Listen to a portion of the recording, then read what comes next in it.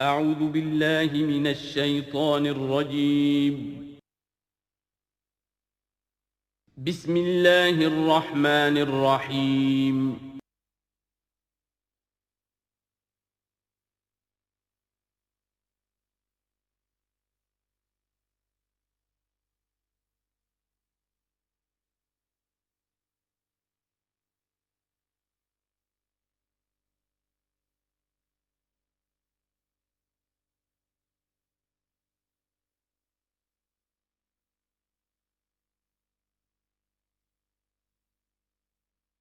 الحمد للہ وکفا والصلاة والسلام علی عباده الذین اصطفى خصوصاً علی افضلهم وخاتم النبیین محمد الامین وعلی آلہ وصحبہ اجمعین اما بعد فقد قال اللہ تبارک وتعالی کما ورد فی سورة النساء اعوذ باللہ من الشیطان الرجیم بسم اللہ الرحمن الرحیم ان المنافقین یخادعون اللہ وهو خادعهم واذا قاموا الى الصلاة قاموا كسالى يراؤون الناس ولا يذكرون اللہ الا قلیلا مذبذبین بین ذلک لا الہ هؤلاء ولا الہ هؤلاء ومن يضلل الله فلن تجد له سبيلا يا أيها الذين آمنوا لا تتخذوا الكافرين أولياء من دون المؤمنين أتريدون أن تجعلوا لله عليكم سلطانا مبينا إن المنافقين في الدرك الأسفل من النار ولن تجد لهم نصيرا صدق الله العظيم رب اشرح لي صدري ويسر لي امري واحلل عقدة من لساني يفقهوا قولي اللهم ربنا الهمنا رشدنا واعذنا من شرور انفسنا اللهم ارنا الحق حقا وارزقنا اتباعه وارنا الباطل باطلا وارزقنا اجتنابه اللهم طهر قلوبنا من النفاق واعمالنا من الرياء والسنتنا من الكذب واعيننا من الخيانة فإنك تعلم خائنة الأعين وما تخفي الصدور آمین یا رب العالمین۔ سورہ نساء کے بارے میں نے شروع ہی میں آپ سے یہ عرض کر دیا تھا کہ اس میں سب سے زیادہ خطاب کا رخ جو ہے وہ منافقین کی طرف ہے، اگرچہ کہیں خطاب براہ راست یا ایھا الذین نافقوا کے الفاظ میں نہیں، یا ایھا الذین آمنوا، اس لیے کہ وہ بھی ایمان کے دعوے دار تھے، ایمان کے مدعی تھے، قانونی طور پر وہ بھی مسلمان تھے، مومن تھے۔ تو یہ طویل ترین مضمون جو ہے اب کنکلوڈ ہو رہا ہے ان آیات مبارکہ میں۔ ان المنافقین یخادعون اللہ، یقیناً منافق کوشش کر رہے ہیں اللہ کو دھوکہ دینے کی۔ یہ سورہ بقرہ کے دوسرے رکوع میں بھی آیت آئی تھی، میں نے عرض کیا تھا کہ مخادعہ باب مفاعلہ میں کسی شے کی کوشش ہوتی ہے، اس لیے کہ سامنے مقابلہ ہوتا ہے اور پتہ نہیں ہوتا کون جیتے گا کون ہارے گا، لیکن یہاں اللہ کی طرف سے وَهُوَ خَادِعُهُمْ، اور یہ خادع جو ہے یہ ثلاثی مجرد سے اس میں فاعل ہے، اور یہ آتا ہے نہایت زوردار تاکید کے لیے، اللہ ان کو دھوکہ دے کر رہے گا، یعنی یہ کہ اللہ نے ان کو جو ڈھیل دی ہوئی ہے وہ سمجھ رہے کہ ہم کامیاب ہو رہے ہیں، ہمارے اوپر ابھی تک کوئی آنچ نہیں آئی، کوئی پکڑ نہیں ہوئی، کوئی گرفت نہیں ہوئی، ہم دونوں طرف سے بچے ہوئے ہیں۔ اس حوالے سے وہ اپنی اس ڈھیل کی وجہ سے بڑھتے چلے جا رہے ہیں، بڑھتے چلے جا رہے ہیں، بڑھتے چلے جا رہے ہیں، اور یہی در حقیقت اللہ کی طرف سے گویا کہ ان کو دھوکہ ہے جو دیا جا رہا ہے کہ وہ سمجھ رہے ہیں کہ ہم کامیاب ہیں۔ وَإِذَا قَامُوا إِلَى الصَّلَاةِ قَامُوا كُسَالَىٰ، اور جب وہ کھڑے ہوتے ہیں نماز کے لیے، یہ نماز کی طرف تو کھڑے ہوتے ہیں بڑے کسل مندی کے ساتھ۔ یہاں ذرا نوٹ کر لیجئے کہ قامہ جو ہے، قامہ یقوم، یہ آتا ہے کھڑے ہونے کے لیے، قائم اس سے اس میں فاعل ہے، لیکن جیسے انگریزی زبان میں آپ کو معلوم ہے کہ ورب کے بعد پریپوزیشنز کی تبدیلی سے بڑے بڑے مفہوم بدل جاتے ہیں۔ انگریزی میں ٹو گیو ایک خاص مصدر ہے، ٹو گیو اپ، اب زمین و آسمان کا فرق ہو گیا، ٹو گیو ان بالکل ہی الٹی بات ہو گئی۔ عربی میں اتنا فرق نہیں ہوتا، لیکن پھر بھی ظاہر بات ہے کہ جو پریپوزیشنز چینج ہوتی ہیں تو فرق پڑتا ہے۔ اسی لیے میں نے کہا تھا قام اعلی الرجال قوامون علی النساء، اس میں حاکم ہونا، سربراہ ہونا، کسی کے حکم کا نافذ ہونا۔ قام الی کسی شے کے لیے کھڑے ہونا، کسی شے کی طرف کھڑے ہونا، کوئی کام کرنے کا ارادہ کرنا۔ وَإِذَا قَامُوا إِلَى الصَّلَاةِ قَامُوا كُسَالَىٰ، جب کھڑے ہوتے ہیں نماز کی طرف تو صاف نظر آ جاتا ہے کہ طبیعت میں بشاشت نہیں ہے، طبیعت میں آمادگی نہیں ہے، مجبوراً چونکہ اپنے آپ کو مسلمان ظاہر کرنا ہے لہذا کھڑے ہو رہے ہیں۔ قام بے ہم نے پڑھا تھا، قوامین بالقسط، قائما بالقسط اللہ کی شان ہے، کسی شے کو قائم کرنا۔ تو اس طریقے سے یہ جو الفاظ ہوتے ہیں ان کے ساتھ پریپوزیشنز کی چینج سے، یہ ہمارے ہاں عربی میں اس کو جو حروف جار کہتے ہیں ان کے اضافے سے بہت اضافی معنی پیدا ہو جاتے ہیں۔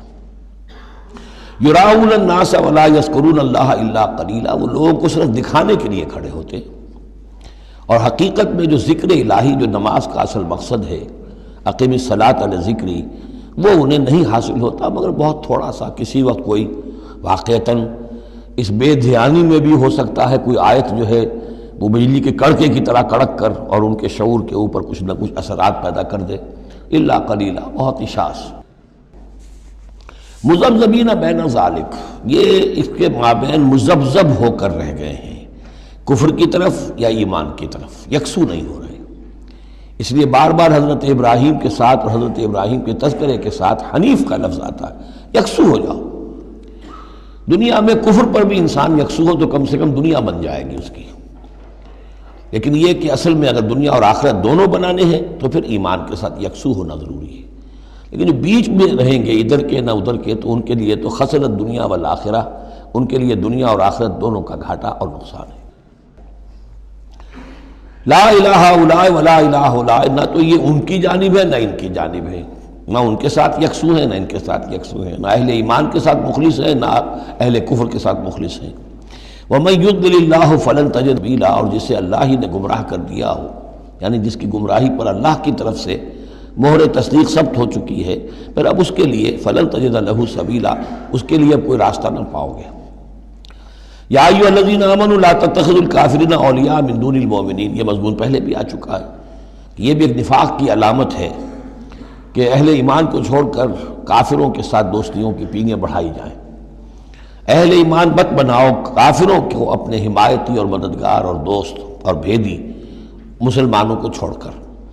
اتریدون ان تجعلوا للہ علیکم سلطانا مبینا، کیا تم چاہتے ہو کہ تم اپنے خلاف اللہ کے ہاتھ میں ایک دلیل دے دو، حجت دے دو؟ یعنی اللہ تعالیٰ جب محاسبہ کرے گا آخرت میں تو اس دلیل کا کیا جواب دو گے کہ تمہاری دوستیاں کافروں کے ساتھ تھی؟ تو یہ تو حجت قاطع بن جائے گی تمہارے خلاف، علیکم سلطان مبینہ، یہ حجت قاطعہ ہوگی تمہارے خلاف۔ اب یہ آ رہی آیت ایک اعتبار سے یہ منافقین کے حق میں قرآن حکیم کی سخت ترین آیت ہے، اگرچہ جو سخت ترین آیت بعض اعتبارات سے بلکہ ایک خاص لطیف پہلو سے سخت تر جو آیت ہے وہ سورہ توبہ میں آئے گی۔ یہ دو صورتیں ہیں اصل میں طویل صورتوں میں سے، سورہ توبہ اور سورہ نساء، جس میں کہ نفاق کا مضمون سب سے زیادہ تفصیل کے ساتھ آیا۔ ان المنافقین فی الدرک الاسفل من النار، یقیناً منافق آگ کے سب سے نچلے طبقے میں ہوں گے۔ وَلَن تَجِدَ لَهُمْ نَصِيرًا، اور تم نہ پاؤ گے ان کے لیے کوئی مددگار۔ إِلَّا الَّذِينَ تَابُوا، اصل میں منافقت کا آخری پردہ جو چاک ہوگا وہ ہوگا سورہ توبہ میں، سورہ گویا کہ سن 9 ہجری میں جا کر۔ ابھی یہ ہم سن 4 ہجری کے آس پاس ہیں، اس حوالے سے ذرا ابھی فصل ہے، تو ابھی ان کے لیے ایک رعایت رکھی ہے کہ توبہ کا دروازہ تمہارے لیے ابھی کھلا ہے۔ إِلَّا الَّذِينَ تَابُوا وَأَصْلَحُوا، اب بھی اگر سوائے ان کے جو توبہ کریں اور اصلاح کر لیں، وَاعْتَصَمُوا بِاللَّهِ، اور اللہ سے چمٹ جائیں، یکسو ہو جائیں، ایک ہی طرف کے ہو جائیں، کونوا ربانیین، اللہ والے بن جائیں، شیطان سے پینگیں نہ بڑھائیں، شیطان کے ایجنٹوں سے اپنی دوستیاں نہ کریں، یکسو ہو جائیں اور اپنے آپ کو اس کے ساتھ وابستہ کر دیں ہر بعد آباد۔ اب یہ کشتی جو ہے ایمان کی اور اسلام کی، اگر یہ تیرتی ہے تو ہم تیریں گے، اگر خدا نہ خواستہ اس کے لیے کوئی حادثہ ہے تو ہم بھی اس حادثے میں شامل ہو گئے۔ وَأَخْلَصُوا دِينَهُمْ لِلَّهِ، یہ ہے بہت اہم اصطلاح کہ وَإِن تَابُوا إِلَّا الَّذِينَ تَابُوا وَأَصْلَحُوا وَاعْتَصَمُوا بِاللَّهِ وَأَخْلَصُوا دِينَهُمْ لِلَّهِ، اپنی اطاعت کل کی کل اللہ کے لیے کر لیں، مخلص کر لیں۔ یہ نہ ہو کہ زندگی کے کچھ حصے میں اطاعت اللہ کی ہو رہی ہے، کچھ حصے میں کسی اور کی ہو رہی ہے۔ کیا کریں جی، یہ معاملہ تو رواج کا ہے، کیا کریں، اگرچہ ہے تو غلط شریعت کی روح سے، لیکن برادری کا رواج ہے، برادری کو چھوڑ تو نہیں سکتی۔ معلوم ہو آپ نے اپنی اطاعت کے حصے جو ہیں علیحدہ کر لیے، یہ حصہ جو ہے برادری کی اطاعت میں جائے گا، یہ حصہ اللہ کی اطاعت میں جائے گا۔ اطاعت جب تک کل کی کل اللہ کی نہ ہو، جیسے سورہ بقرہ میں ہم نے پڑھا تھا قاتلوہم حتی لا تکون فتنۃ ویکون الدین للہ، دین ہو جائے پورا اللہ کے لیے۔ تو ایک تو اجتماعی سطح پر دین اللہ کے لیے ہو جائے، یعنی اسلامی ریاست قائم ہو جائے، پورا اسلامی قانون ہو، پورا اسلامی نظام ہو۔ اگر یہ نہیں ہے تو ایک شخص انفرادی سطح پر تو اپنی اطاعت تو خالص کر لے اللہ کے لیے، تو یہ تو انفرادی گویا کہ توحید عملی ہے۔ فَأُولَٰئِكَ مَعَ الْمُؤْمِنِينَ، تو یہ لوگ پھر اہل ایمان میں شامل ہو جائیں گے۔ یعنی ابھی پوائنٹ آف نو ریٹرن نہیں ہے ابھی سب کے لیے، بہت سے لوگ تو پہنچ چکے، لیکن پھر بھی ابھی توبہ کا دروازہ کھلا ہے۔ وَسَوْفَ يُؤْتِ اللَّهُ الْمُؤْمِنِينَ أَجْرًا عَظِيمًا، اور جہاں تک مومنین کا تعلق ہے تو اللہ تعالیٰ اہل ایمان کو تو ان قریب بہت بڑا اجر عطا فرمائے گا۔ اب یہ اپیل کے انداز میں بھی آخری بات ہے، مَا يَفْعَلُ اللَّهُ بِعَذَابِكُمْ، سوچو اے منافقو، اللہ تمہیں عذاب دے کر کیا لے گا؟ اللہ کو سیڈسٹ ہستی نہیں ہے معاذ اللہ کہ اسے لوگوں کو دکھ پہنچا کر خوشی ہوتی ہو۔ ایسے پرورٹڈ انسان ہوتے ہیں، ان کی شخصیتیں مست ہو چکی ہوتی ہیں، جو دوسروں کو تکلیف میں دیکھتے ہیں تو خوش ہوتے ہیں، دوسروں کو تکلیف پہنچا کر، کوفت پہنچا کر انہیں کچھ راحت حاصل ہوتی ہے۔ تو اللہ معاذ اللہ ایسا نہیں۔ ما یفعل اللہ بعذابکم، اللہ کیا لے گا تم سے، تمہیں عذاب دے کر، ان شکرتم وآمنتم، اگر تم شکر کی روش اختیار کرو، ایمان کی روش اختیار کرو۔ وکان اللہ شاکرا علیما، اللہ تو بہت ہی قدردانی فرمانے والا ہے، قدر افزائی فرماتا ہے۔ جو بندہ اس کے لیے کوئی کام کرے، محنت کرے، اللہ تعالیٰ اس کی قدر فرماتا ہے، اور جو بھی وہ کچھ کرتا ہے اس کے علم میں ہوتا ہے۔ کوئی شے ایسی نہیں ہے کہ جو ان اکاؤنٹڈ رہ جائے گی کہ میں نے یہ بھی کیا تھا اللہ کے لیے لیکن اس کا اجر مجھے نہیں ملا۔ اب جو یہ آخری حصہ ہے سورہ مبارکہ کا، اس میں بعض مضامین بہت ہی اہم ہیں بنیادی فلسفہ دین کے اعتبار سے۔ سب سے پہلی بات تو پھر آ رہی ہے وہی جو تمدنی اور معاشرتی معاملات ہوتے ہیں۔ معاشرے کے اندر کسی بری بات کا بلند آواز سے کہنا، کسی بری بات کا چرچا کرنا بالفعل کوئی اچھی بات نہیں ہے، لیکن اس میں ایک استثناء ہے۔ کسی مظلوم کا معاملہ یہ ہے کہ اس کے دل سے اگر جلے کٹے الفاظ میں نکل جائیں کسی کے لیے تو وہ اللہ کنڈون کرے گا، معاف کر دے گا۔ لا يحب اللہ الجہر بالسوء من القول، اللہ کو بالکل پسند نہیں ہے کہ کسی بات کو بلند آوازی سے کہا جائے، بری بات کو، الا من ظلم، سوائے اس کے جس پر ظلم ہوا ہے، جس کا دل دکھا ہے۔ ابھی حال ہی میں نے جمعے میں وہ شعر سنائے تھے کہ فارسی زبان کا ایک شعر ہے، بترسز آہ مظلومہ کہ ہنگامے دعا کردن، اجابت از در حق بہر استقبال می آید۔ مظلوموں کی آہوں سے ڈرو کہ جب ان کی زبان سے کوئی بد دعا نکل جاتی ہے تو اس دعا کی قبولیت جو ہے وہ خود استقبال کرنے کے لیے آتی ہے عرش سے، اللہ تعالیٰ کی طرف سے۔ تو اس کا ترجمہ بھی اردو میں شعر ہی میں موجود ہے، ڈرو مظلوم کی آہوں سے جب اٹھتی ہیں سینوں سے، قبولیت ہے کرتی خیر مقدم چرخ سے آ کر۔ تو مظلوم کا مسئلہ یہ ہے کہ اس کو اس کی بھی اجازت ہے۔ وَكَانَ اللَّهُ سَمِيعًا عَلِيمًا، اللہ سب کچھ سننے والا ہے اور سب کچھ جانتا ہے، اسے معلوم ہے جس کے دل سے یہ آواز نکلی ہے وہ کتنا دکھا ہوا ہے، اس کے احساسات کتنے مجروح ہوئے۔ ان تبدو خیرا او تخفوہ او تعفو عن سوء فإن اللہ کان عفوا قدیرا، جہاں تک تو خیر کا معاملہ ہے تم اسے بلند آواز سے کہو، ظاہر کرو یا چھپاؤ، برابر کی بات ہے۔ اللہ تعالیٰ کے لیے خیر تو خیر ہی ہر حال میں ہے، عیاں ہو یا خفیہ ہو۔ اور تعفو عن سوء، لیکن یہ ذرا اونچا مسئلہ ہے، اور اگر تم برائی کو سے معاف کر دیا کرو۔ اب یہ اپیل کے انداز میں ہے، مظلوم سے بھی کہا جا رہا ہے کہ اگرچہ تمہیں چھوٹ ہے یہ کہ تم پر گرفت نہیں ہوگی، لیکن تمہیں اس سے اعلیٰ تر اور بلند تر رتبہ ہے، اسے کیوں نہیں حاصل کرتے؟ اور تعفو عن سوء، کہ تم کسی برائی سے درگزر کرو، معاف کر دو۔ فإن اللہ عفوا قدیرا، تو یقیناً اللہ تعالیٰ بھی معاف فرمانے والا ہے اور قدرت رکھنے والا ہے۔ انسان تو بسا اوقات معاف کرنے پر مجبور بھی ہو جاتا ہے، اس لیے کہ بدلہ لینے کی قدرت نہیں رکھتا۔ اللہ تو مقتدرہ ہے، قدیر ہے، وہ تو جو چاہے فوراً جو ہے دیر اینڈ دین حساب چکا دے، لیکن نہیں، پھر بھی وہ اس کے باوجود وہ معاف فرماتا ہے۔ اب پھر یہ بہت اہم مضمون آ گیا ہے، وحدت الادیان کا جو ایک بنیادی جڑ ہے، اس کی جڑ کو یہاں کاٹی جا رہی ہے۔ غلط فلسفہ جو وحدت ادیان کا، میں نے آپ کو بتایا تھا کہ فلسفہ وحدت ادیان کا ایک حصہ صحیح ہے کہ اوریجن سب کا ایک ہے، لیکن یہ کہ اب جو شکلیں ہیں ان کی وہ ایک ہے، اس سے بڑی حماقت اور جہالت اور ضلالت اور گمراہی اور کوئی نہیں۔ اب یہ کانٹے کی بات بتائی جا رہی ہے کہ اصل میں دین میں جس چیز کی وجہ سے غلطی پیدا ہوتی ہے وہ کیا ہے؟ اللہ اور رسولوں میں تفریق پیدا کر دینا۔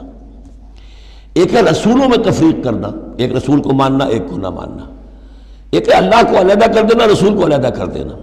یہ جہالت ہے جو فتنہ انکار حدیث میں، فتنہ انکار سنت میں، اور یہ کہ بس اہل قرآن جو اپنے آپ کو سمجھتے ہیں کہ رسول کا کام تھا قرآن پہنچا دینا، اللہ اللہ خیر صلی اللہ۔ اب اصل معاملہ ہمارا اور اللہ کا ہے، اللہ کی کتاب ہے، ہم بھی سمجھتے ہیں، عربی زبان میں ہے، ہم اس کو خود سمجھیں گے، خود اس پر عمل کریں گے۔ باقی رسول نے اپنے زمانے میں مسلمانوں کو اس کی جو تشریح سمجھائی تھی، ٹھیک ہے، اس وقت انہوں نے قبول کر لی، لیکن رسول کی تشریح جو ہے وہ دائمی نہیں ہے، دائمی شے صرف قرآن ہے، گویا کہ اللہ کو اور رسول کو جدا کر دیا۔ وہ بات یہاں آ رہی ہے، ان الذین یکفرون باللہ ورسلہ، یقیناً وہ لوگ جو کفر کرتے ہیں اللہ کا اور اس کے رسولوں کا، وَيُرِيدُونَ أَن يُفَرِّقُوا بَيْنَ اللَّهِ وَرُسُلِهِ، اور وہ چاہتے ہیں کہ تفریق کر دیں اللہ کے اور اس کے رسولوں کے مابین۔ یہ دین الہی بھی یہی تھا کہ بس اللہ کا دین سمجھو، رسول سے کیا نسبت ہے؟ جب رسول کی نسبت ہو جائے گا یہ دین مسیح ہے، یہ دین موسیٰ ہے، یہ دین عیسیٰ ہے، یہ دین فلاں ہے، اگر رسولوں کا یہ فیکٹر جو ہے، جو ڈفرینشیٹنگ فیکٹر ہے، نکال دیا جائے تو اللہ تو سب کا کامن ہے، تو دین الہی ہو گیا۔ ان الذین یکفرون باللہ ورسلہ ویریدون ان یفرقوا بین اللہ ورسلہ ویقولون نؤمن ببعض ونکفر ببعض، اور وہ یہ کہتے ہیں کہ ہم کچھ کو مانیں گے کچھ کو نہیں مانیں گے، یعنی اللہ کو مانیں گے، رسولوں کا ماننا ضروری نہیں ہے، اللہ کی کتاب کو مانیں گے، رسول کی سنت کا ماننا کوئی ضروری نہیں۔ ویریدون ان یتخذوا بین ذلک سبیلا، اور وہ چاہتے ہیں کہ اس کے بین بین ایک راستہ نکال لیں، اللہ کو ایک طرف کر دیں، رسول کو ایک طرف کر دیں۔ اولئک ھم الکافرون حقا، یہ لوگ کٹر کافر ہیں، ان کے کافر ہونے میں کوئی شک نہیں، یہ حق کہ یہ کافر ہیں۔ وَأَعْتَدْنَا لِلْكَافِرِينَ عَذَابًا مُهِينًا، اور ہم نے ایسے کافروں کے لیے بڑا اہانت آمیز عذاب تیار کر رکھا ہے۔ وَالَّذِينَ آمَنُوا بِاللَّهِ وَرُسُلِهِ، اور جو لوگ ایمان رکھتے ہیں اللہ پر اور اس کے رسولوں پر، وَلَمْ يُفَرِّقُوا بَيْنَ أَحَدٍ مِّنْهُمْ، اور انہوں نے ان میں سے کسی کے مابین کوئی تفریق نہیں کی، نہ اللہ کو رسول سے جدا کیا، نہ رسول کو رسول سے جدا کیا۔ ہم تو سب کو مانتے ہیں، لا نفرق بین احد من رسلی، ان کو بھی مانتے ہیں جن کے نام قرآن مجید میں آ گئے ہیں، اور مانتے ہیں کہ اور بھی بے شمار آئے ہوں گے، یقین کے ساتھ نہیں کہہ سکتے، تعین کے ساتھ نہیں کہہ سکتے، یہ معلوم ہے اور بھی بہت نبی آئے ہیں، کسی پرٹیکولر پرسن کے بارے میں یقین کے ساتھ نہیں کہہ سکتے، یہ یقین سے کہہ سکتے ہیں کہ بے شمار نبی اور بھی آئے، رسول اور بھی آئے۔ لم یفرقوا بین احد منہم اولئک سوف یؤتیہم اجورہم، یہ وہ لوگ ہیں کہ جنہیں اللہ تعالیٰ ان کے اجر عطا فرمائے گا، وکان اللہ غفور الرحیم، اور یقیناً اللہ تعالیٰ غفور الرحیم ہے۔ یسألک اہل الکتاب ان تنزل علیہم کتاب من السماء، یہ اہل کتاب، یہ یہودی اور محمد صلی اللہ علیہ وسلم آپ سے مطالبہ کر رہے ہیں کہ ان پر ایک کتاب آسمان سے اتاری جائے، یعنی جیسے تورات اتری تھی۔ آپ تو کہتے ہیں مجھ پر وحی آتی ہے، کہاں لکھی ہوئی ہے وہ وحی، کون لایا ہے ہمیں تو پتہ نہیں۔ موسیٰ کو تو وہ لکھی ہوئی ملی تھی اور وہ پتھر کی تختیوں میں لے کر آئے تھے۔ یسألک اہل الکتاب ان تنزل علیہم کتاب من السماء فقد سألوا موسیٰ اکبر من ذلک، تو اے نبی آپ فکر نہ کریں، ان کی پرواہ نہ کریں، انہوں نے، ان کے آباء و اجداد نے موسیٰ سے اس سے بھی بڑھ کر مطالبے کیے تھے۔ فقالوا ارنا اللہ جہرۃ، یاد کرو کہ وہ اللہ سے، انہوں نے تو یہ مطالبہ بھی کیا تھا کہ ہمیں دکھاؤ اللہ کو عیاناً، ہم خود دیکھنا چاہتے ہیں۔ فاخذتهم الصاعقۃ بظلمهم، تو ان کی اس گناہ کی پاداش میں انہیں ایک کڑک نے آ پکڑا تھا۔ ثم اتخذوا العجل من بعد ما جاءتهم البینات، پھر یہ کہ ان لوگوں کی ناہنجاری کا یہ بھی اندازہ کرو کہ جبکہ واضح نشانیاں ان کے پاس آ چکی تھیں، 9 معجزے حضرت موسیٰ کے وہ دیکھ چکے تھے، پھر بھی انہوں نے بچڑے کی برت سے شروع کر دی۔ فَعَفَوْنَا عَنْ ذَلِكَ، ہم نے ان تمام چیزوں سے درگزر کیا۔ وَآتَيْنَا مُوسَىٰ سُلْطَانًا مُبِينًا، اور ہم نے موسیٰ کو غلبہ عطا کیا، واضح غلبہ، فرعون اور اس کے علاوہ لشکر کو ان کی نگاہوں کے سامنے غرق کر دیا۔ وَرَفَعْنَا فَوْقَهُمُ الطُّورَ بِمِيثَاقِهِمْ، اور ہم نے ان کے سروں پر معلق کر دیا تھا طور کو، پہاڑ کو، جبکہ ان سے عہد لیا جا رہا تھا۔ وَقُلْنَا لَهُمُ ادْخُلُوا الْبَابَ سُجَّدًا، اور ہم نے کہا تھا کہ جب یہ شہر فتح ہو جائے تمہارے ہاتھوں، یریکو، تو اس میں داخل ہونا تو سروں کو جھکا کر۔ وَقُلْنَا لَهُمْ لَا تَعْدُوا فِي السَّبْتِ، اور ہم نے ان سے یہ بھی کہا تھا کہ سبت کا، ہفتے کا جو قانون ہے اس میں حد سے تجاوز نہ کرو۔ وَأَخَذْنَا مِنْهُمْ مِيثَاقًا غَلِيظًا، اور ہم نے ان تمام باتوں کے ان سے بڑے گاڑھے قول و قرار لیے تھے، بہت گاڑھے معاہدے کیے تھے۔ فَبِمَا نَقْضِهِمْ مِيثَاقَهُمْ، اب یہاں ان کے کچھ جرائم کی فہرست آ رہی ہے، اور یہاں یوں سمجھیے کہ مبتدا ہی کی تکرار ہو رہی ہے، اس میں جو خبر ہے وہ گویا کہ وہ محذوف ہے۔ یوں پہلے اگر سمجھ لیں گے تو بات یوں بنے گی، فَبِمَا نَقْضِهِمْ مِيثَاقَهُمْ لَعَنَّاهُمْ، تو انہوں نے جو ہمارے میثاق کو توڑا اور توڑتے رہے، جو بھی وعدے کیے تھے، ہم نے ان پر لعنت کر دی بس۔ لیکن یہ لعناہم اتنی واضح بات تھی کہ اس کو کہنے کی ضرورت نہیں آئی، بلکہ اور ان کے جرائم کی فہرست بیان ہو رہی ہے۔ فَبِمَا نَقْضِهِمْ مِيثَاقَهُمْ وَكُفْرِهِمْ بِآيَاتِ اللَّهِ، اللہ کی آیات کے انکار کے سبب سے، وَقَتْلِهِمُ الْأَنْبِيَاءَ بِغَيْرِ حَقٍّ، اور ان کا انبیاء کا قتل کر دینا بغیر حق، وَقَوْلِهِمْ قُلُوبُنَا غُلْفٌ، اور ان کے اس کہنے کی پاداش میں کہ ہمارے دل تو غلافوں میں بند ہیں، بل طبع اللہ علیہا بکفرہم، بلکہ حقیقت یہ ہے کہ اللہ نے ان کے اوپر مہر کر دی ہے ان کے کفر کے باعث۔ فلا یؤمنون الا قلیلا، ہاں واقعتاً اب وہ ایمان نہیں لائیں گے مگر بہت ہی شاذ۔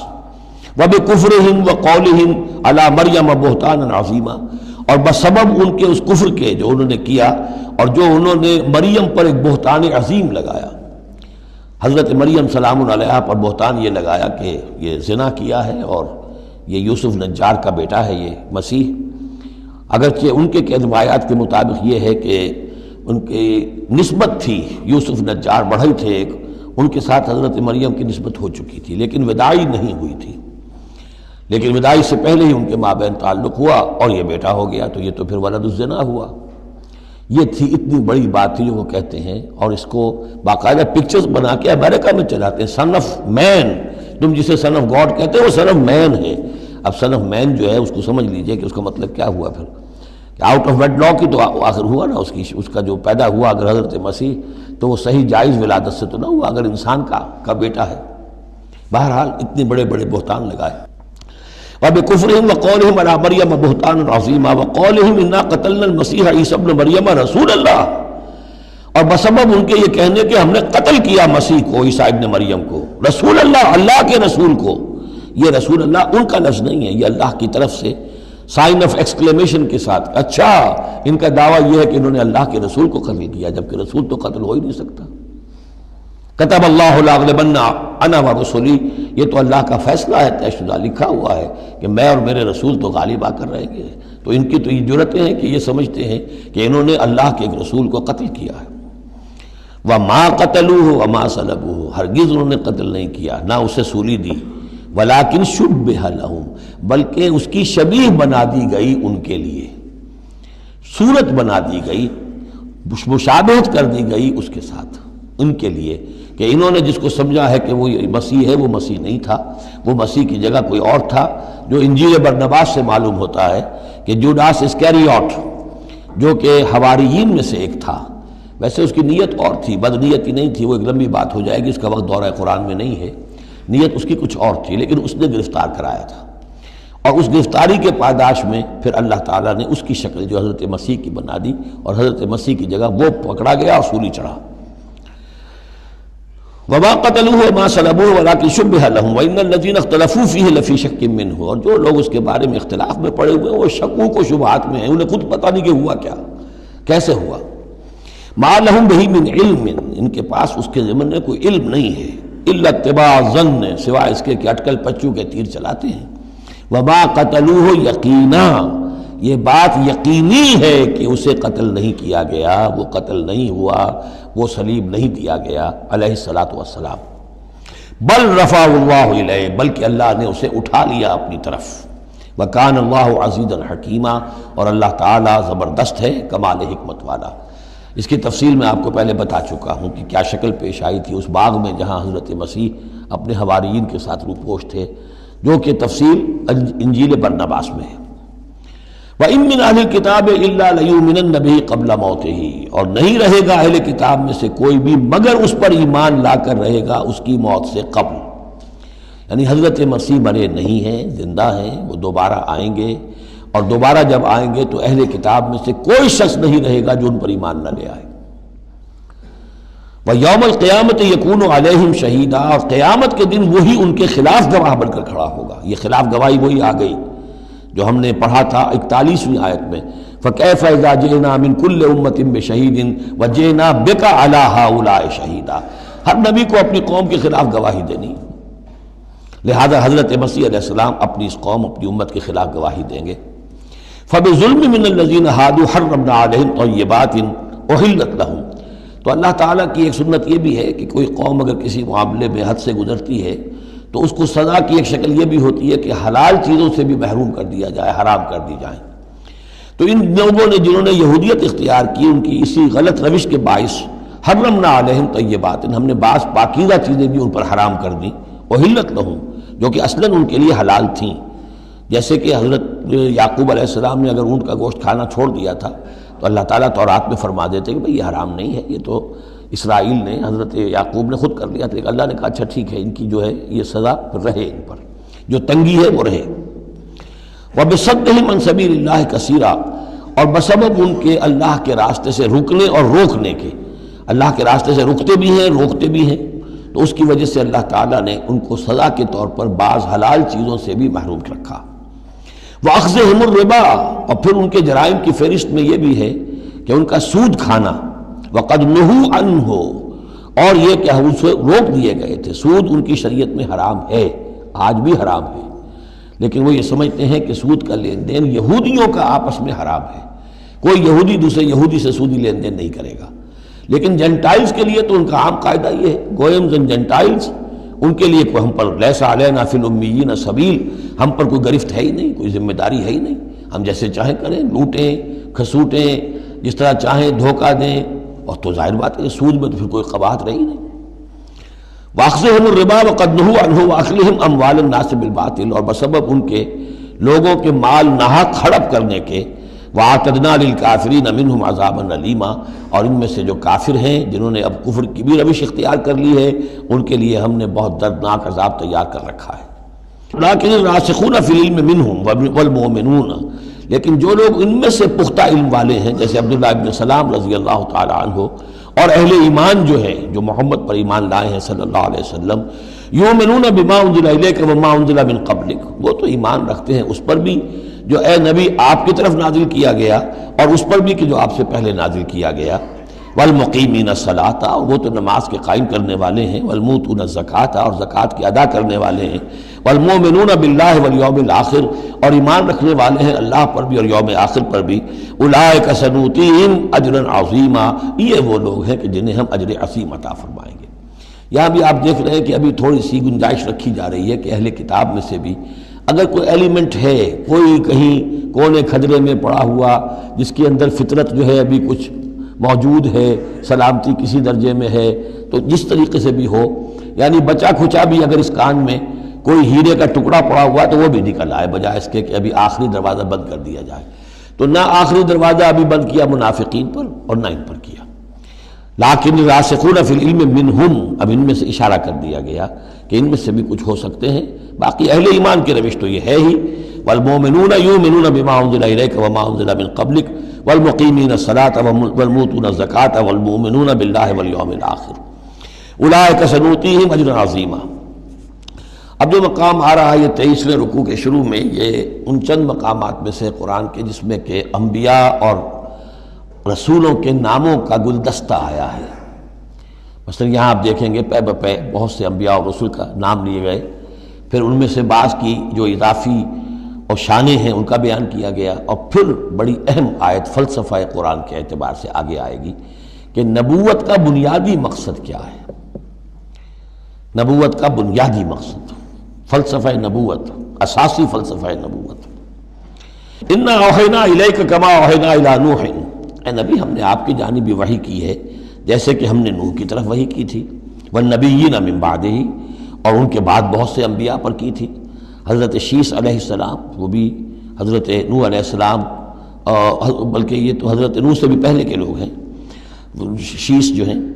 اوحینا الی نوح والنبیین من بعدہ واوحینا الی ابراہیم واسماعیل واسحاق ویعقوب والاسباط، اور ہم نے وحی کی ابراہیم کی طرف، اسماعیل کی طرف، اسحاق کی طرف، یعقوب کی طرف اور ان کی اولاد کی طرف، وعیسیٰ وایوب ویونس وہارون وسلیمان، اور عیسیٰ کی جانب اور ایوب کی جانب اور یونس کی جانب اور ہارون کی جانب اور سلیمان کی جانب، وآتینا داود زبورا، اور داود کو تو ہم نے زبور جیسی کتاب عطا فرمائی، ورسلا قد قصصناہم علیک من قبل، ایسے بھی بہت سے رسولوں کو ہم نے بھیجا، یا وہی ہم نے ان کی جانب کی بھیجے ایسے رسول کہ جن کا ہم اس سے پہلے آپ کے سامنے تذکرہ کر چکے ہیں، ورسلا لم نقصصہم علیک، اور ایسے بھی بہت سے رسول ہیں کہ جن کے حالات ہم نے آپ کے سامنے بیان نہیں کیے۔ پوری دنیا کی تاریخ بیان کرنا تو قرآن مجید کا مقصد نہیں ہے، یہ تو کتاب ہدایت ہے، تاریخ کی کتاب نہیں ہے۔ وَكَلَّمَ اللَّهُ مُوسَىٰ تَكْلِيمًا، اور خاص اب شان جو حضرت موسیٰ علیہ السلام کی امتیازی شان ہے، اور موسیٰ سے تو کلام کیا اللہ نے جیسے کہ کلام کیا جاتا ہے، بس صرف یہ ہے کہ من ورائے حجاب تھا، پردے کے پیچھے سے تھا دو بدو کلام۔ اب وہ آیت آ رہی ہے کہ یہ رسول کس لیے بھیجے گئے؟ رسلا مبشرین و منذرین، یہ رسول بھیجے گئے بشارت دینے والے بنا کر اور خبردار کرنے والے بنا کر، لئلا یکون للناس علی اللہ حجۃ بعد الرسل، تاکہ نہ رہ جائے لوگوں کے حق میں، للناس لام نوٹ کیجئے، علی اللہ اللہ کے مقابلے میں کوئی حجت کوئی دلیل رسولوں کے آنے کے بعد، وکان اللہ عزیزا حکیما، اور اللہ تعالیٰ زبردست ہے لیکن ساتھ ہی حکمت والا ہے۔ اب اس کو سمجھیے کہ جب ہم یہ کہتے ہیں کہ قیامت کے دن اللہ تعالیٰ حساب لے گا اور امتحان ہوگا، امتحان سے پھر نتائج نکلیں گے ہمارے کہ کون پاس ہوا کون فیل ہوا، لیکن امتحان لیا جاتا ہے کچھ پڑھا کر، کیا پڑھایا ہمیں، جانچا جاتا ہے کسی کو کچھ دے کر، کسی بچے کو آپ دیجئے 10 روپے، پھر آپ دیکھیے اس کا میلان تباہ کیا ہے، ٹافی کی دکان کی طرف بھاگتا ہے یا کوئی کسی کتابوں کی دکان کی طرف بھاگتا ہے، پتہ چل جائے گا اس کا رجحان کیا ہے۔ کچھ دے کر آزماتے ہیں نا، کچھ پڑھا کر امتحان لیتے ہیں، تو ہمیں کیا پڑھایا ہے، کیا دیا ہے؟ اس میں ہے جو قرآن مجید کا بنیادی فلسفہ ہے کہ اللہ تعالیٰ نے انسان کو سمع، بصر، عقل، 3 بڑی چیزیں دی، پھر اللہ تعالیٰ نے انسان کے اندر روح ودیت کی اور نفس انسانی میں خیر اور شر کا علم ودیت کر دیا ہے۔ اب آئندہ کوئی وحی نہ آئے تب بھی ہر انسان جو ہے ان باتوں کی بنا پر اکاؤنٹیبل ہے۔ ہم نے تمہارے اندر تمیز رکھ دی تھی، یہ نیکی ہے یہ بدی ہے، تم بدی کی طرف کیوں گئے؟ تو گویا کہ کوئی نبی نہ آتا، کوئی کتاب نہ آتی، کوئی رسول نہ آتا، تب بھی اللہ تعالیٰ کی طرف سے محاسبہ ناحق نہیں تھا، اس لیے کہ وہ بنیادی چیزیں اللہ تعالیٰ دے چکا ہے۔ البتہ اتمام حجت کرتا ہے اللہ۔ اب یہ نوٹ کیجئے، حجت کیا ہے؟ حجت تو عقل ہے جو اللہ کو نے ہمیں دے رکھی ہے۔ ان السمع والبصر والفؤاد کل اولئک کان عنہ مسئولا، اس کی بنیاد پر مسئولیت ہے۔ اور یہ کہ نفس ونفس وما سواها فالہمہا فجورہا وتقواہا، اس کے اندر نیکی اور بدی کی تمیز ودیت کر دی ہے، پھر تمہیں روح پھونکی ہے۔ ان سب چیزوں کی بنا پر تم اکاؤنٹیبل ہو، کوئی نبی آتا یا نہ آتا، یہ حجت اللہ کی تم پر قائم ہے۔ لیکن پھر بھی اللہ اتمام حجت کرنے کے لیے یہ اضافی شے ہے کہ اللہ نے تم ہی میں سے کچھ لوگوں کو چنا جو بڑے ہی اعلیٰ کردار کے لوگ تھے، تم جانتے تھے کہ یہ ہمارے ہاں کے بہترین لوگ ہیں، ان کے دامن کردار پر کوئی داغ دھبا نہیں ہے، ان کی سیرت و اخلاق تمہارے سامنے تھی کھلی کتاب کے مانند، ان کے پاس ہم نے اپنی وحی بھیجی، اور پھر تمہیں یہ کرو یہ نہ کرو یہ بھی بتا دیا۔ ایگزامینیشن میڈ ایزی بھی ہو گیا تمہارے لیے، اس امتحان کو ہم نے اتنا آسان کر دیا تاکہ اب کسی کے پاس کوئی عذر باقی نہ رہ جائے، کوئی جو ہے یہ پلیڈ نہ کر سکے کہ میں تو اگنورنس کے پلیڈ کرے کہ میں تو اگنورنٹ تھا، مجھے معلوم نہیں تھا۔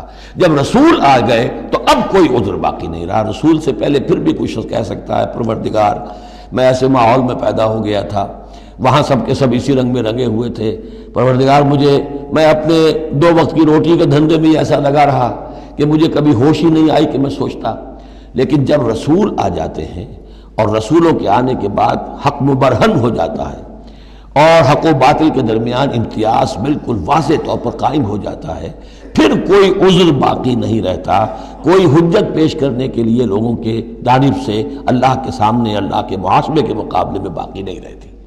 تو یہ اتمام حجت ہے، اللہ کی طرف سے حجت کا اتمام۔ رسلا مبشرین، اور کر کیا سکتے ہیں رسول؟ نہ کسی کو زبردستی ہدایت پر لا سکتے ہیں، ظاہر بات ہے کسی کو گمراہ کرنا تو پیش نظر ہے ہی نہیں، لیکن کسی کو زبردستی ہدایت پہ نہیں لا سکتے۔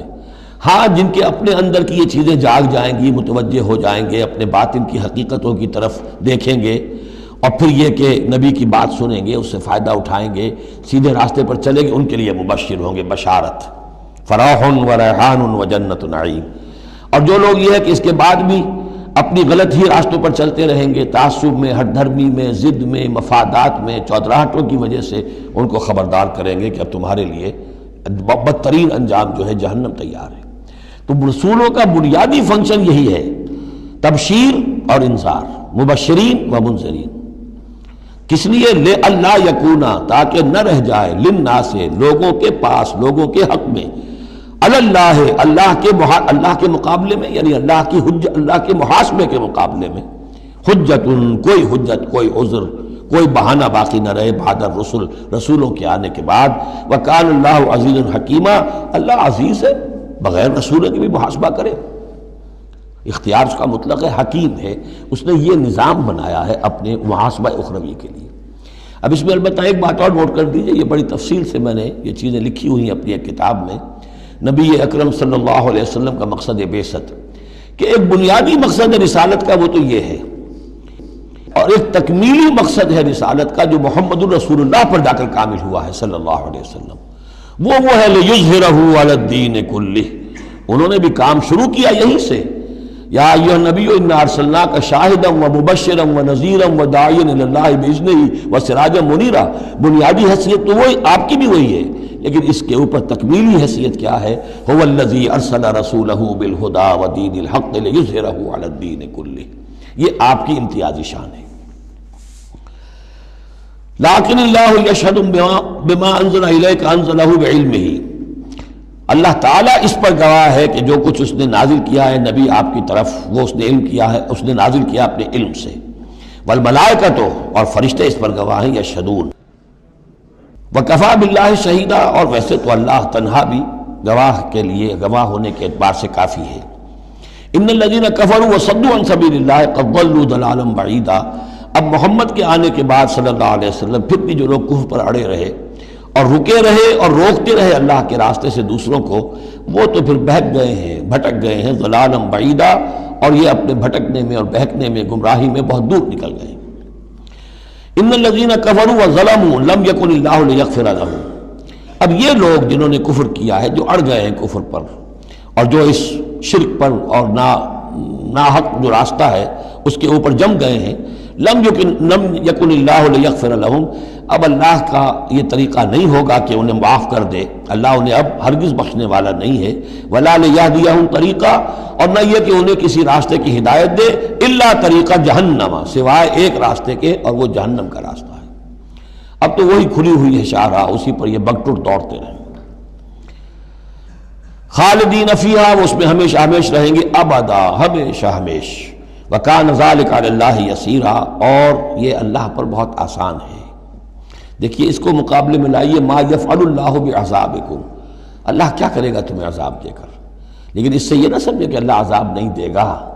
یقیناً اللہ سیڈسٹ نہیں ہے، یقیناً اللہ کو عذاب دے کر خوشی نہیں ہوگی، لیکن یہ کہ اس کا ایک ضابطہ ہے، اس کا ایک قانون ہے، اسی پر اس نے دنیا بنائی ہے، لہذا اس کے مطابق وہ عمل تو کرے گا، اور یہ اس پر کوئی بھاری گزرنے والی بات نہیں ہے کہ اپنی ہی مخلوق کو، اس لیے کہ بعض ملنگ قسم کے صوفی جو ہیں وہ یہ بھی کہتے ہیں کہ یہ اللہ بڑا رحیم ہے، اب کیا وہ اپنی مخلوق کو جہنم میں جھونک دے گا؟ یہ تو ایسے ڈراوے کے لیے، ذرا سیدھا کرنے کے لیے، جیسے بچوں کو ڈانٹ دیتا ہے باپ ہو ماں ہو، میں تیرا قیمہ کر دوں گی، تو کوئی کیا قیمہ کر دے گی کوئی ماں اپنے بچے کا؟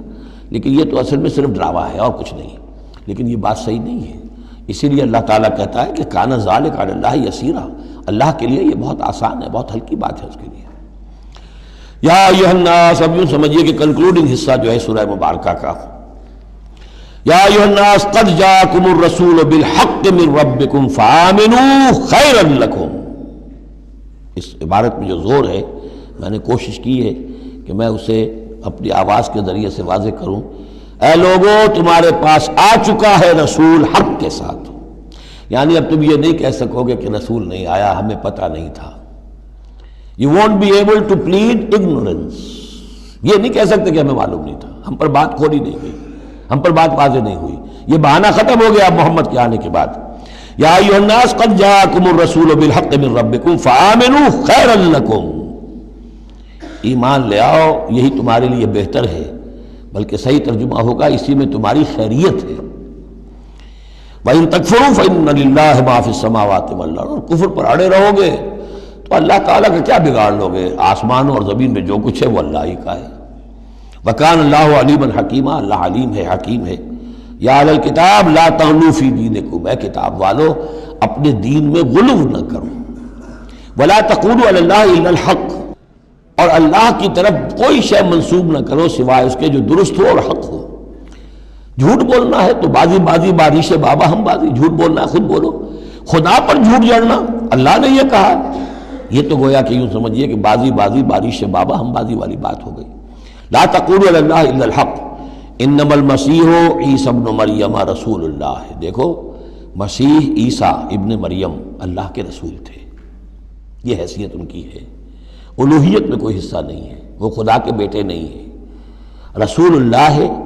وَكَلِمَتُهُ أَلْقَاهَا إِلَىٰ مَرْيَمَ.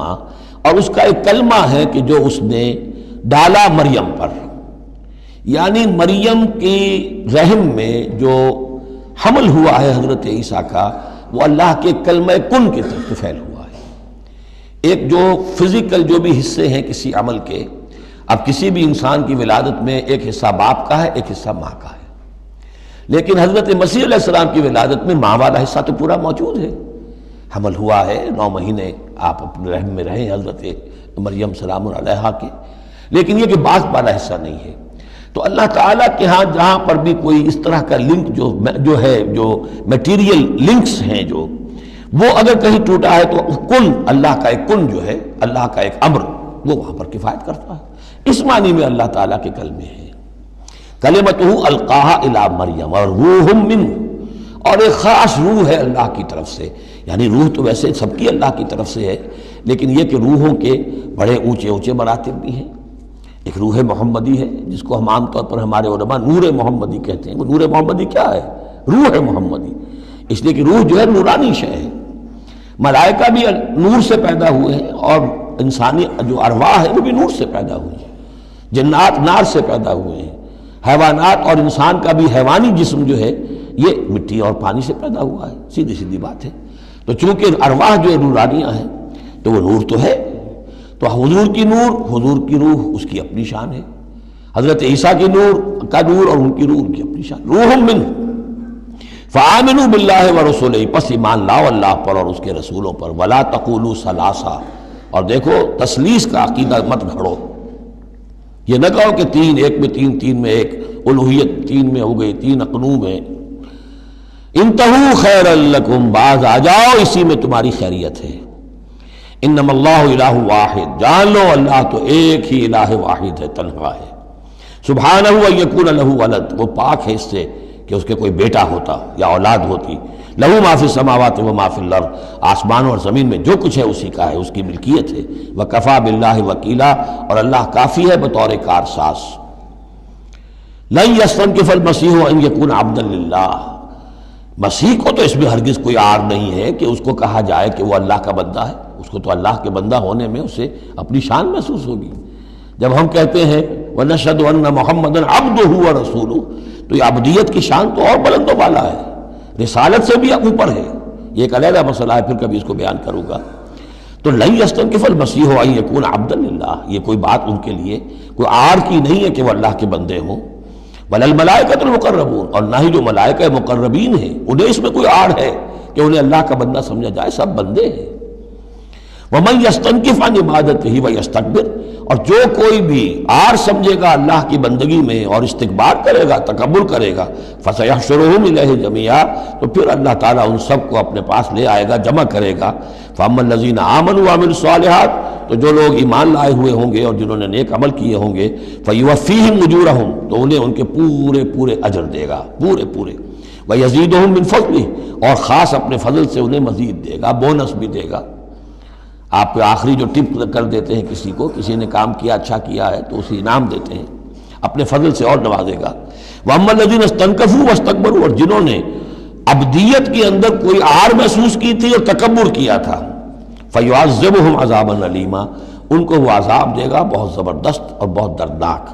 وَلَا يَجِدُونَ لَهُم مِّن دُونِ اللَّهِ وَلِيًّا وَلَا نَصِيرًا، اور وہ نہیں پائیں گے اپنے لیے اللہ کے سوا یا اللہ کے مقابلے میں نہ کوئی حمایتی نہ مددگار۔ یا ایھا الناس قد جاءکم برہان من ربکم، اے لوگو دیکھو آ چکی ہے تمہارے پاس برہان تمہارے رب کی طرف سے۔ اب یہ قرآن مجید کی طرف اشارہ ہو رہا ہے، اور برہان بھی قرآن جمع محمد مل کر برہان ہوں گے صلی اللہ علیہ وسلم، جیسے میں بیان کر چکا ہوں شروع میں تعارف قرآن میں کہ کتاب جمع رسول مل کر بینہ، حتیٰ تأتیہم البینہ، اور بینہ کیا ہے؟ رسول من اللہ یتلو صحفا مطہرۃ فیہا کتب قیمہ، وانزلنا الیکم نورا، اور ہم نے تمہاری طرف نور نازل کر دیا ہے۔ یہاں چونکہ لفظ کے ساتھ انزال آیا ہے، اس سے مراد لازماً قرآن مجید ہے۔ انزلنا الیکم نورا مبینا، انزلنا ہم نے نازل کر دیا ہے تمہاری طرف ایک روشن نور۔ فاما الذین آمنوا باللہ واعتصموا بہ، تو اب جو لوگ اللہ پر ایمان لائیں گے اور اس کے ساتھ چمٹ جائیں گے، یکسو ہو جائیں گے، خالص اللہ والے بن جائیں گے، مذبذب نہیں رہیں گے کہ ادھر اور ادھر، کبھی ادھر کبھی ادھر، نہ ادھر نہ ادھر، یہ نہیں ہوگی بات، بلکہ یہ کہ وہ پورے طرح یکسو ہو کر اللہ کے دامن سے وابستہ ہو جائیں گے۔ فَسَيُدْخِلُهُمْ فِي رَحْمَةٍ مِّنْهُ وَفَضْلٍ، انہیں وہ داخل کرے گا اپنی رحمت اور فضل میں، وَيَهْدِيهِمْ إِلَيْهِ صِرَاطًا مُسْتَقِيمًا، اور پھر یہ کہ انہیں چلائے گا صراط مستقیم پر جو اس تک لے آئے گی، وہ صراط مستقیم، یہدیہم الیہ اپنی طرف ہدایت دے گا، سہج رفتہ رفتہ، الیہ اپنے پاس اپنے خاص فضل و کرم کی جوار رحمت میں لے آئے گا، صراطا مستقیما، سیدھے راستے پر چلا کر۔ اب یہ جو ہے آخری ایک آیت رہ گئی ہے، پھر یہ استفتاء ہے۔ قانون وراثت میں جو ایک لفظ آیا تھا کلالہ، اور کلالہ کے بارے میں آیا تھا کہ اس کے اگر بہن بھائی ہوں تو ان کی وراثت کا حکم یہ ہے، وہ لوگوں پر واضح نہیں ہو سکا تھا، جیسے کہ خواتین کے بارے میں بعض اور مسائل واضح نہیں ہو سکے تھے۔ تو یستفتونک، اے نبی یہ آپ سے فتویٰ مانگ رہے ہیں، وضاحت چاہ رہے ہیں۔ قل اللہ یفتیکم فی الکلالہ، کہو کہ اللہ تعالیٰ تمہیں کلالہ کے بارے میں مزید وضاحت دے رہا ہے، فتویٰ دے رہا ہے، حکم بتا رہا ہے۔ ان امرؤ ہلک لیس لہ ولد ولہ اخت، اگر کوئی شخص مر گیا، فوت ہو گیا اور اس کا کوئی اولاد نہیں ہے، اور کلالہ اس کو کہتے ہیں اولاد بھی نہ ہو والدین بھی نہ ہو، ولہ اخت، اور اس کی ہو ایک بہن، فلہا نصف ما ترک، تو ایسے ہی جیسے ایک بیٹی ہو تو اسے آدھا ملے گا، تو اس کے مطابق اس کو آدھا مل جائے گا۔ وَهُوَ يَرِثُهَا إِن لَّمْ يَكُن لَّهَا وَلَدٌ، اور کلالہ اگر عورت تھی اور اس کے کوئی اولاد نہیں، کوئی والدین نہیں، تو اس کا پورا وارث اس کا بھائی بن جائے گا، پھر پوری جو اس کی دولت ہے، اس کی وراثت اس کے بھائی کو چلی جائے گی۔ وَإِن كَانَتْ اثْنَتَيْنِ فَلَهُمَا الثُّلُثَانِ مِمَّا تَرَكَ، اور اگر وہ بہنیں جو ہیں وہ 2 سے زائد ہو یا 2 ہو تو 2/3 میں وہ شریک ہو جائیں گے۔ وَإِن كَانُوا إِخْوَةً رِجَالًا وَنِسَاءً، اور بہن بھائی ہوں بہت سے، فَلِلذَّكَرِ مِثْلُ حَظِّ الْأُنثَيَيْنِ، تو پھر وہ اصلی قاعدہ جو ہے کہ مرد کے لیے 2 عورتوں کے برابر حصہ ہو جائے گا، بھائی کو بہنوں سے ڈبل ملے گا۔ یعنی یوں سمجھ لیجئے کہ وہ جو حکم وہاں تھا بیان کیا گیا وہ اخیافی بہن بھائیوں کا تھا۔ اخیافی بہن بھائی وہ ہوتے تھے عرب میں کہ ماں ایک ہو باپ علیحدہ ہو، ان کا چونکہ خاص مسئلہ ہوتا تھا اس لیے بیان کر دیا۔ باقی عینی اور اللاتی، ماں باپ دونوں ایک ہو، اور یا یہ کہ مائیں علیحدہ ہو باپ ایک ہو، تو ان کا وہی قانون ہوگا کہ جو بیٹا بیٹی کا ہے، کہ جس طریقے سے کہ بیٹا اور بیٹی میں جس نسبت سے وراثت تقسیم ہوتی ہے ایسے ہی ان بہن بھائیوں میں ہوگی۔ یہ ہے یبین اللہ لکم ان تضلوا، اللہ واضح کیے دیتا ہے تمہارے لیے مبادا تم گمراہ ہو جاؤ، واللہ بکل شیء علیم، اور اللہ ہر چیز کا علم رکھتا ہے۔ سورہ نساء مکمل ہوئی، اب اللہ کا نام لے کر اس گروپ کی جو آخری صورت ہے، اور یہ نوٹ کر لیجئے کہ جو ہمارا منزلوں کا میں نے نظام آپ کو بتایا تھا، پہلی منزل ختم ہو گئی ہے، یہ سورہ مائدہ سے المنزل 2 یہ شروع ہو رہی ہے، المنزل 2 دوسری منزل شروع ہو گئی۔ لیکن جو مکی اور مدنی صورتوں کے گروپ ہیں وہ ابھی ختم نہیں ہوا۔ پہلا وہ تو یہ کہ مکی صورت سورہ فاتحہ، مدنی کا ایک گروپ البقرہ اور آل عمران، دوسرا گروپ النساء اور المائدہ، المائدہ مل کر پھر جا کر جو گروپ ہے مکی مدنی کا وہ ختم ہوگا جبکہ مائدہ ختم ہوگی۔ سورہ مائدہ کا بھی تقریباً اسلوب وہی ہے کہ جو سورہ نساء کا ہے، لیکن یہ کہ یہاں زیادہ جو زور ہے وہ اہل کتاب پر ہے۔ جیسا کہ میں نے آپ کو بتایا تھا کہ یہ جو گروپ ہے پہلا ان صورتوں کا، اس کے 2 مضامین ہیں بنیادی، ایک شریعت اسلامی، شریعت اسلامی کا بلو پرنٹ ابتدائی خاکہ جو ہے وہ سورہ بقرہ میں، تکمیلی احکام اب اس میں آئیں گے۔ دوسرے اہل کتاب پر اتمام حجت اور آخری درجے میں دعوت، آخری فیصلہ کن باتیں جو ہیں وہ آپ کو اب ملیں گی اس سورہ مبارکہ میں۔ بسم اللہ الرحمن الرحیم، یا ایھا الذین آمنوا اوفوا بالعقود۔ سورہ نساء شروع ہوئی تھی یا ایھا الناس سے، اے لوگو۔ یہاں بس فرق یہ ہے کہ یا ایھا الذین آمنوا، اہل ایمان، اپنے عہدوں کو، معاہدوں کو، قول و قرار کو پورا کیا کرو۔ اب انہوں سمجھ لیجئے کہ سماجی زندگی جتنی انسان کی ہے وہ معاہدوں پر قائم ہے۔ Even marriage is a social contract, شادی کیا ہے؟ ایک معاہدہ ہے ایک مرد ایک عورت کے مابین ساتھ رہنے کا، ساتھ زندگی گزارنے کا۔ اس کے کچھ حقوق ہیں، کچھ فرائض ہیں، بیوی کے حقوق، شوہر اور اس کے فرائض، اور شوہر کے حقوق اور اس کے فرائض، معاہدہ ہے۔ بڑے بڑے کاروبار جو ہیں وہ معاہدوں کی شکل میں ہوتے ہیں، تو معاہدہ ہے۔ اور بھی سوشل کانٹریکٹس ہیں کہ جو ہمارے ہاں employer employee relationship is a contract, یا جو سیاسی نظام ہے، عہدے ہیں، مناصب ہیں، ان کی ذمہ داریاں ہیں، ان کے پریویلیجز ہیں، یہ آپ کی ذمہ داریاں ہیں، یہ آپ کے اختیارات ہیں۔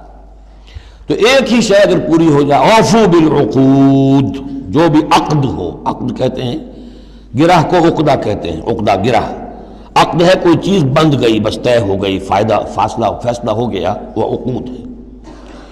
احلت لکم بہیمۃ الانعام الا ما یتلی علیکم، تمہارے لیے تمام جو مویشی کی نوعیت کے حیوانات ہیں وہ حلال کر دیے گئے، ان کا گوشت کھانا، سوائے اس کے جو تمہیں پڑھ کر سنائے جاتے ہیں، یعنی ان میں خنزیر ہے وہ حرام ہے، اور مردار اگر ہے تو حرام ہے، وغیرہ وغیرہ، وہ بعد میں آ جائے گا۔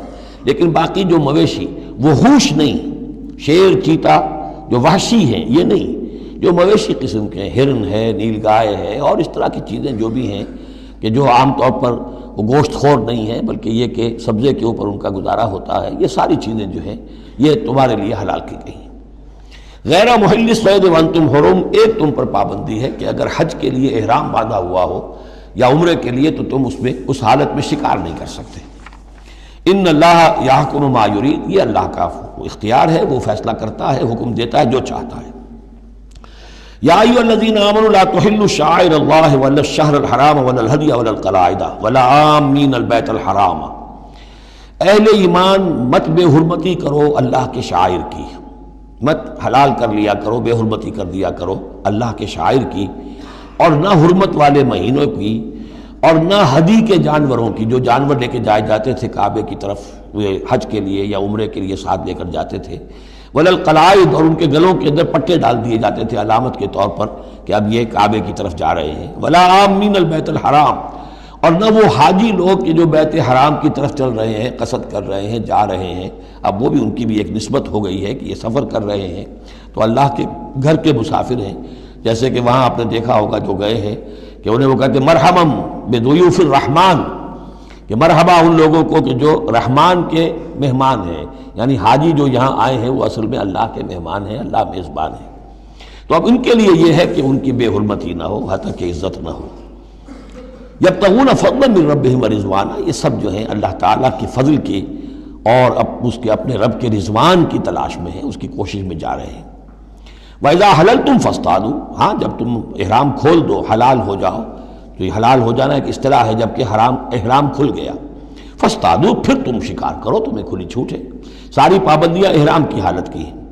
وَلَا يَجْرِمَنَّكُمْ شَنَآنُ قَوْمٍ أَن صَدُّوكُمْ عَنِ الْمَسْجِدِ الْحَرَامِ أَن تَعْتَدُوا، اور دیکھنا تمہیں آمادہ نہ کر دے کسی قوم کی دشمنی کہ انہوں نے تمہیں روکے رکھا تھا مسجد حرام سے کہ تم بھی زیادتی کرو، یعنی انہوں نے تمہیں روکے رکھا 7 برس تک 6 برس تک اور تمہیں یہاں قریب نہیں آنے دیا، اب ایسا نہ ہو کہ اس کے بدلے میں تم کو زیادتی کرو، زیادتی مت کرو۔ وَلَا يَجْرِمَنَّكُمْ شَنَآنُ قَوْمٍ، تمہیں آمادہ نہ کر دے کسی قوم کی دشمنی، اور دشمنی کس وجہ سے؟ ان صدوکم عن المسجد الحرام، کہ انہوں نے تمہیں روکے رکھا مسجد حرام سے، ان تعتدوا، کہ تم زیادتی کرنے لگو۔ وَتَعَاوَنُوا عَلَى الْبِرِّ وَالتَّقْوَىٰ، نیکی کے کاموں پر اور تقوی کے کاموں پر تعاون کیا کرو۔ وَلَا تَعَاوَنُوا عَلَى الْإِثْمِ وَالْعُدْوَانِ، اور اسم، گناہ اور عدوان، ظلم اور زیادتی کے کاموں میں تعاون مت کرو۔ وَاتَّقُوا اللَّهَ إِنَّ اللَّهَ شَدِيدُ الْعِقَابِ، اللہ کا تقوی اختیار کرو، یقیناً اللہ تعالیٰ سزا دینے میں بہت سخت ہے۔ دیکھیے انداز بالکل وہی ہے جو سورہ نساء کا ہے، وہی معاشرتی معاملات، اس کے بارے میں بنیادی اصول۔ اب یہاں پہ پھر وہ آ رہی ہے آخری مرتبہ یہ آیت، اور مزید وضاحت کے ساتھ، حرمت علیکم المیتۃ، تم پر حرام کیا گیا مردار، جو خود اپنی موت مر گیا جانور، وہ حرام ہو گیا۔ والدم، دم اور خون، ولحم الخنزیر، اور خنزیر کا گوشت، وما اہل لغیر اللہ بہ، اور جس پر پکارا گیا اللہ کے سوا کسی اور کا نام، کسی اور کے نام نامزد ہے، کسی اور کا تقرب حاصل کرنے کے لیے اس کا وہ جو ہے ذبح کیا جا رہا ہے۔ والمنخنقۃ، اور وہ جانور جو گلا گھٹنے سے مر گیا۔ کبھی ایسا ہوتا ہے کہ کوئی بکری ہے یا کچھ اور ہے، وہ اپنی زنجیر جس میں بندھی ہوئی ہے اسی کا کوئی پھندا ایسا لگ جاتا ہے، اب وہ جتنی کوشش کرتی ہے اس پھندے سے نکلنے کی، وہ گلا گھٹ جاتا ہے، مر جاتی ہے، تو یہ بھی مردار کے حکم میں ہے۔ والموقوذۃ، یا چوٹ لگنے سے کسی جانور کی موت واقع ہو گئی، وہ بھی مردار کے حکم میں ہوگا۔ والمتردیۃ، یا اونچی جگہ سے کہیں سے کوئی جانور گرا ہے، گردن ٹوٹ گئی ہے، مر گیا ہے، وہ بھی مردار ہے۔ والنطیحۃ، کسی اور نے جانور نے سینگ مارا ہے، اس کے صدمے سے وہ ہلاک ہو گیا ہے جانور، تو وہ بھی حرام ہو گیا۔ یعنی میتہ کی مزید 4 قسمیں، یہی نہیں ہے کہ کسی بیماری سے جانور مرا ہو، لیکن یہ کہ یہ مرنے کی، ذبح ہونے کی نوبت نہیں آئی، اس کے جسم سے خون نکلنے کا امکان نہیں رہا، اس کا خون جو ہے اس کے جسم کے اندر ہی جم گیا ہے، اس کے گوشت کا حصہ بن گیا ہے، لہذا وہ مردار کے حکم میں ہے۔ وما اکل السبع الا ما ذکیتم، اور جسے کھا لیا ہو درندوں نے مگر یہ کہ جسے تم ذبح کر لو۔ فرض کیجئے کہ کسی شیر نے یا کسی چیتے نے کسی ہرن کے اوپر حملہ کیا، لیکن اس سے پہلے کہ وہ ہرن مرتا وہ شیر بھاگ گیا، آپ نے کوئی فائر کیا وہ بھاگ گیا، ابھی ہرن میں جان ہے، آپ نے جا کے ذبح کر لیا، تو وہ پھر آپ کے لیے جائز ہے، کیونکہ ابھی اس میں جان تھی، ذبح آپ نے کیا ہے، تو اب یہ کہ اس میں سے وہ خون نکل جائے گا، تو جہاں جہاں شیر کا منہ لگا ہو اس حصے کو کاٹ کر پھینک دیجئے، باقی آپ کھا سکتے ہیں۔ الا ما ذکیتم، سوائے اس کے کہ جسے تم نے ذبح کر لیا۔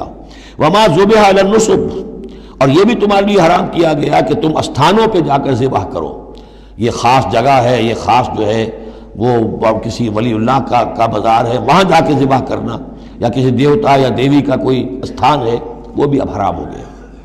وَأَن تَسْتَقْسِمُوا بِالْأَزْلَامِ، یا جوئے کے تیروں کے ذریعے سے تقسیم کرو، یہ بھی ایک جوئے کی شکل ہو جاتی تھی، وہ لوگ یہ کرتے تھے، قربانی اپنی کی، اس کے بعد گوشت کے ڈھیر لگا دیے، اب تیروں کے ذریعے سے جوا کھیل رہے ہیں، تو بڑے بڑے ڈھیر جو ہے اس کے اندر داؤ پر لگ رہے ہیں۔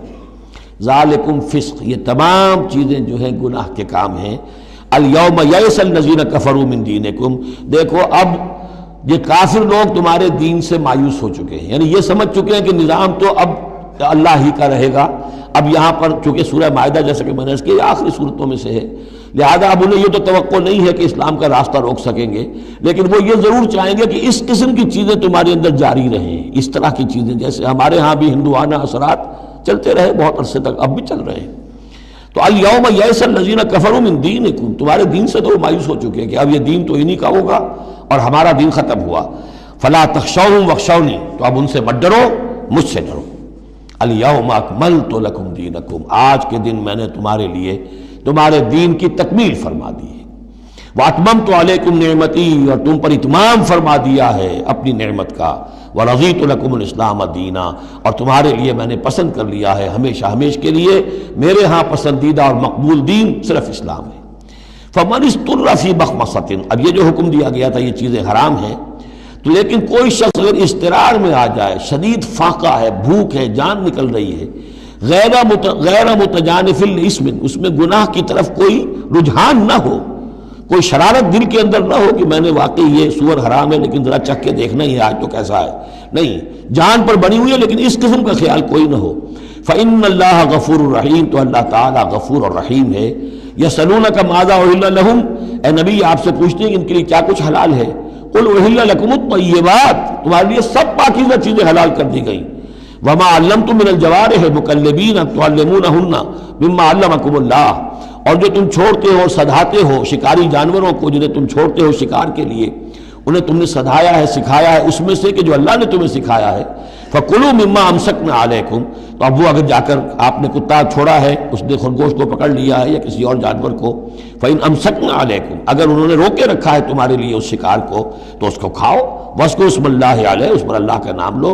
وَاتَّقُوا اللَّهَ، اور اللہ تعالیٰ کا تقوی اختیار کرو. إِنَّ اللَّهَ سَرِيعُ الْحِسَابِ، یقیناً اللہ تعالیٰ حساب لینے میں بہت جلدی کرتا ہے، یا حساب لینے میں اسے دیر نہیں لگتی. بارک اللہ لی و لکم فی القرآن العظیم ونفعنی وإیاکم بالآیات والذکر